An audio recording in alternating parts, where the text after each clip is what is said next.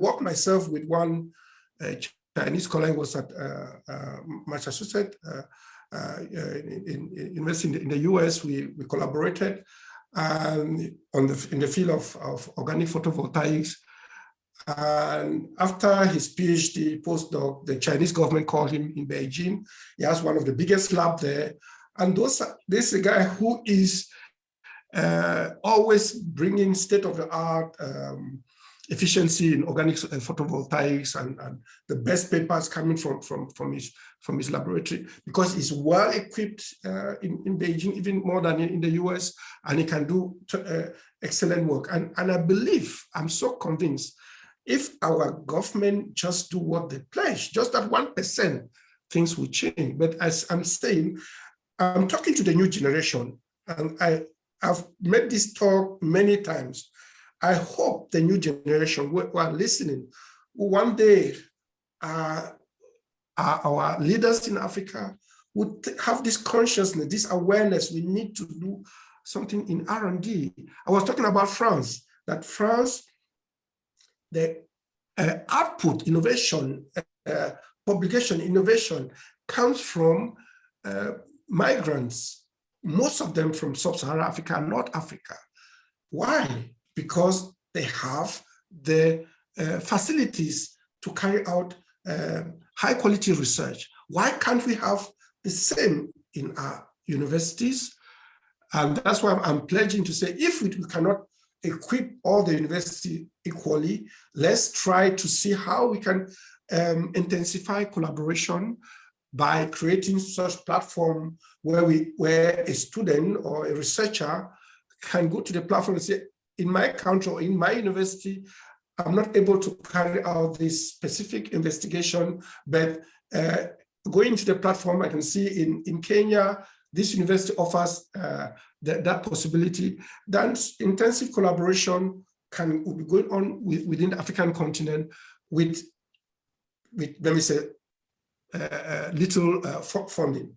But it will not change the fact that our government should do that step. We spend on unnecessary things. I'm not against military. We need to defend our countries, but we spend on such things like military and but when it comes to education, research and development, very little is spent. And in this digital world, those who are advancing would advance more. And if Africa doesn't do anything, we always experience what we are experiencing now, that somebody from Nigeria wants to give a lecture, but because of poor internet, or it might be also the thing happened because electricity went off, which is a case for those who've been visiting. I've visited Nigeria and experienced it at the airport and hotel and at the university, that it was constant electricity cut. The same thing in Cameroon. I don't want to blame only Nigeria. There are many African countries having the same issue. So if we have this, if we cannot try to solve these problems, where are we heading to? We cannot be. The African continent, we are not cursed. Africans are excelling. Even Professor Callistus was in Harvard. He did wonderful research there. He had that opportunity there to do such research. He could do it also in Africa. We need to do our homework. Our African leaders need to do their homework and give the possibility for young African researchers. Many have the desire, they are hunger to do high quality research in their countries than going abroad. I thank institutions who are supporting foreign institutions, but this is not the final solution. The African government should do their homework. They should do their homework. And I hope if there's any person who is linked to any person in the government in any country here in Africa, please speak to those guys in the government. And at the African Union level, there should be an emphasis. And I don't know, the African Union should talk to the African government. Please keep your pledge. They've made a pledge, but no one has done it so far. There's no one African country, even South Africa, which is putting 1%. although South Africa is developed, the universities there are better equipped than most, like at least they have almost some sort of, let me say, European standard. But even South Africa has not succeeded to put 1% of its GDP. So you see where we are. And the countries which are, the other countries like South Korea, who are above 3%, Israel 4%, they are the country of innovation. It's nothing, we are not less intelligent than other people from other parts of the world. Just give us the tools. And the secondly, what I was saying, let's trust our graduates and give them the possibility, if they come out, give them the possibility to put in practice what they've learned. And that's what I was talking about, making mistakes. Allow us to do mistakes and learn from our mistakes. Okay. There are questions for you in the chat. I'm not going to read all of them, but there is a question on why African countries are blocked from acquiring new technologies by intellectual property treaties. Andrew, who is posing the question, states that China first acquired new technologies and then subscribed to intellectual property treaties. I don't know whether you want to respond to that question. Then Elizabeth is posing a question: should the African governments promote solar energy use by subsidizing solar installation by African communities? If you want to answer those two. I'll answer the second question when it comes to, the second question concerning solar energy or renewable energy in general. I was making one statement that due to many, let me take the European countries have problem to go to undergo the energy transition, but Africa, we are still in quote virgin. So we have the possibility to adapt renewable energy in our to meet our energy needs. So she's right. The African governments should do subsidies in importing goods, but why can't we produce the goods ourselves? Okay, we have the manpower. We have a youth which is looking for jobs. Why can't we create solar industry in Africa to produce solar panels and so on? So just as China did. Before, it was Germany leading and the technology was transferred to China. China are the one producing for all over the world now. So Africa, the future is Africa, because I think the wages now are increasing in China. So most of the industries are looking for countries with low wages. I think some African countries can offer this possibility of producing at relative low cost. I'm not saying that we should work for very low salary, but Africa has the potential of producing, but for that we need to train skills, and that's where funding for education and research and development is necessary. Yeah, that's what I would say. I agree with her. Subsidies can be done, but in addition to subsidies, let's look ways of producing the technology on the spot. Daniel, do you want to respond to this issue of intellectual property? No, somebody else can respond. I think.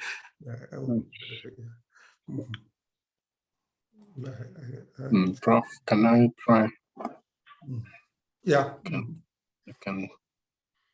I try? Yes, yes, it looks like the question is suggesting without access to IP that is already in place, then we cannot access technologies. And China had to negotiate through series of treaties, then to be able to access some of these IPs. But IP, going through existing IP, of course, definitely is one route. But what about new technologies that Africans themselves, then individual Africans themselves, are conceiving and developing that may probably require just a bit of the existing IP or may not require at all? Because IP is only in place if they say that what you have created is an inventive step and is novel. But there are many areas that indigenous Africans are also having ability to develop new technology without having to go through the route of existing IPs. What are we doing about that? So even as we think about negotiating and around the obstacles of existing IPs, but what about appropriate technologies that indigenous Africans can conceive? So that implies, therefore, the truth of the matter is that we are not reserving enough resources to research and development. It's as simple as that. Thank you. Thank you, Dr. Jenge. Let me just give you what I think would be... Professor Shem Wandiga wants to say something. I think he raised his hand. Okay. Okay, Shem, please.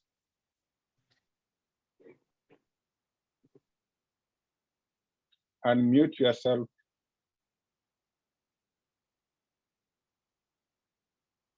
Thank you. Thank you very much, Chairman and ladies and gentlemen.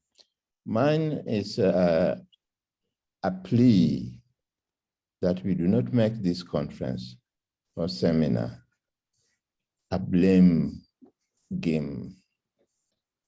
We are so often blaming ourselves, blaming our governments for not doing this or for doing that and what have you. I think we can do better than that. I think I developed my laboratory without my government assisting me. And it is one of the top-notch laboratories in Kenya. And I did it through collaboration with partners, both within and without. And we have been able to train our students in all fields of chemistry that we desire. So let us look at what we can do better. Are we collaborating enough? Not all the enemies we are perceiving are against us. There are some who are willing to support us much more than we are attributing at this meeting. So please, let us see where we are and where we want to go and how we can objectively improve the situation. Thank you, Professor Wandiga. I see Adeje's hand is up. Okay, thank you, and apologies to everyone for my network. I think it's, sorry, I must say. So I just want to make some interventions relating to my presentation, but also related to what Professor Shem just highlighted in terms of progress. I mean, how do what are the kind of thinking we need to do going forward? And I want to emphasize that we cannot underplay the role of regional efforts, whereby we need to work at the regional level. One of the key emerging trends in this digital platform and in this platform institution is the economic of scale and the economic of scope. And the implication is that, I mean, for you to effectively, so let's look at AI, for you to train the algorithm sufficiently, you need this huge set of data. And when we look at African continent, we might at individual, I mean, when you remove Nigeria, Ethiopia, and all these big population countries, most countries have very small markets, small population to really effectively achieve that scale. So working at the regional level is crucial in terms of solution we need to actually achieve our goals in this area, which means, for example, look at mobile technology. Africa actually are now like the pioneer in this kind of using this phone app to implement solutions like in fintech industry and the rest. Why can't we replicate this? So I think how we exchange this local knowledge, how we ensure that even within our own boundary, I mean African boundary, there is this ability to have information flow, idea flow is crucial. The issue of cross-border data flow is an issue in Africa. I mean, I've spoken with a lot of organizations, and I mean, increasingly we are seeing some laws that are restricting this kind of flows of information that is integral to the development of institutions, I mean, development of this local technology. So local digital entrepreneurs, they will play a role in this. And it is the ability to actually tap into the economics of this that will matter. And it is about the population, it is about the market. And so when we open up, if someone working in Zambia doesn't look at the population of Zambia, he looks at the population of Southern African-wide problem, because he can enter and there is this free entry of his ideas into these various settings. So reducing barriers within and among ourselves is very critical. The other point I want to mention is collaborations. I mean, it's just part of that. I mean, we need to collaborate more. Academics, like a lot of people have spoken in terms of these ideas emerging from academics. Are we really effectively speaking with industry? Are we speaking effectively with government? I think it's kind of crucial things we need to do. One of the ideas, I think I share my slide. I urge everybody to look at it.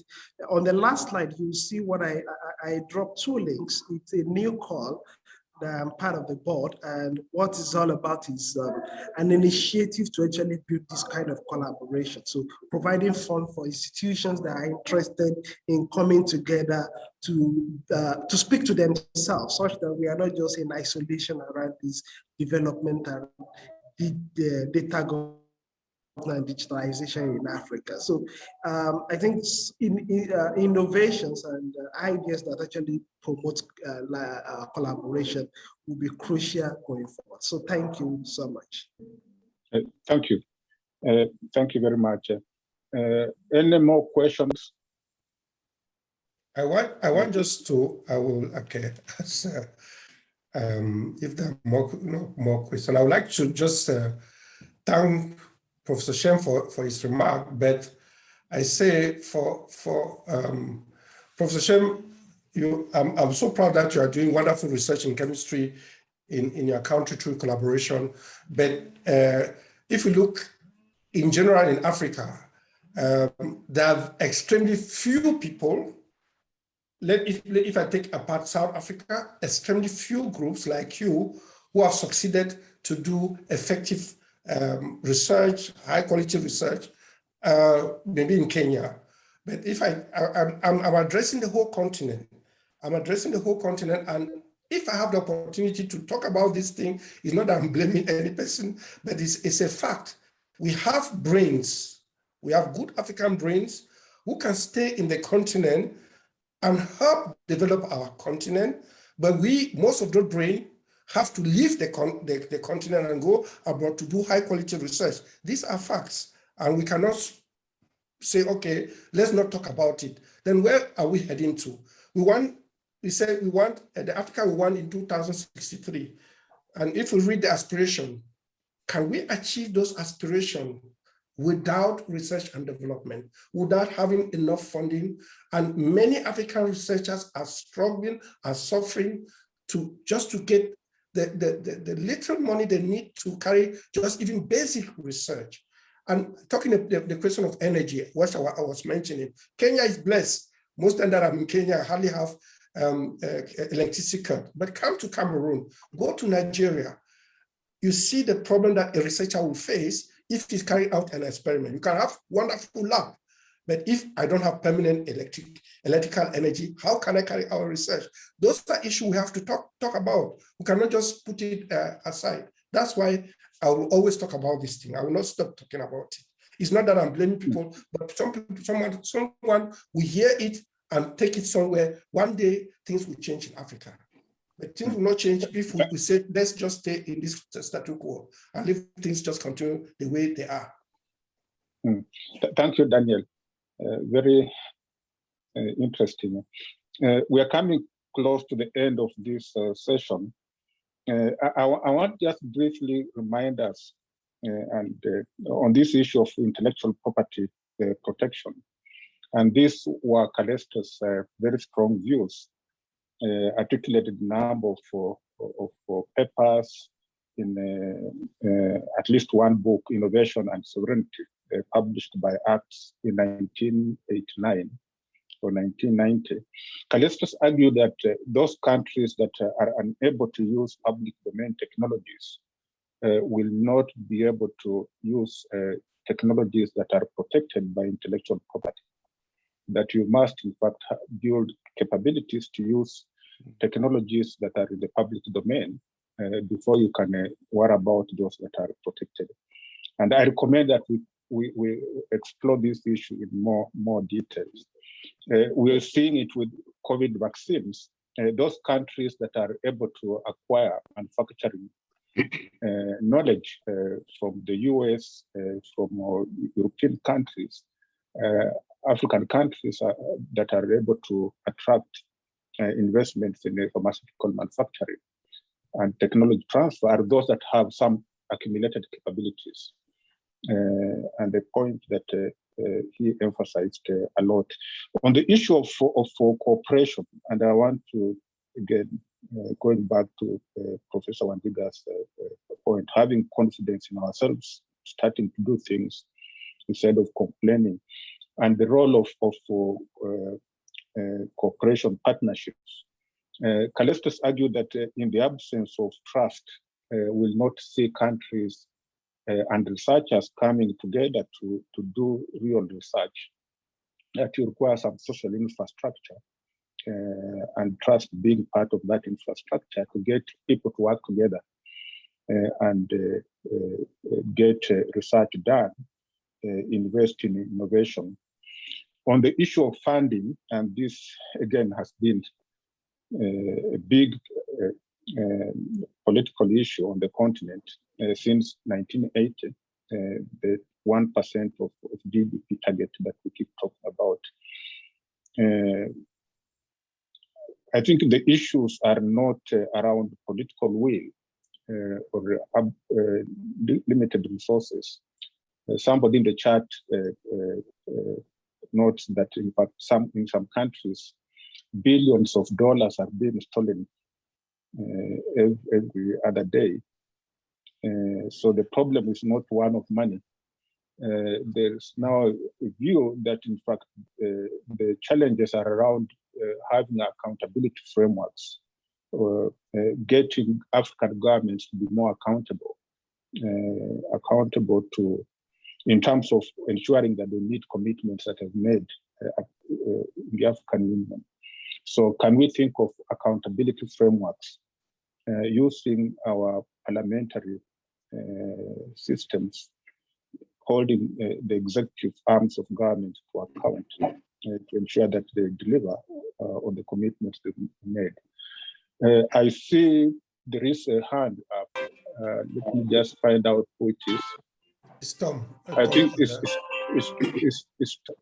it's Tom who has Yes, yeah, it is my hand, and I just wanted to contribute to what you said about intellectual property and reiterate what Callistus Juma indicated, the need for African countries to pay attention to intellectual property or technologies within the public domain. And I just wanted to demystify that so that participants can be able to understand what is it when you talk of technologies within the public domain. And to say that protection has a life. It is given for a given period, like for instance, patent would be for a period of 20 years, which means that at the expire of that 20 years, then such technologies would be available to be used by people, and would therefore be available in the public domain. And I think that is one area that previously most of researchers and innovators in Africa have not taken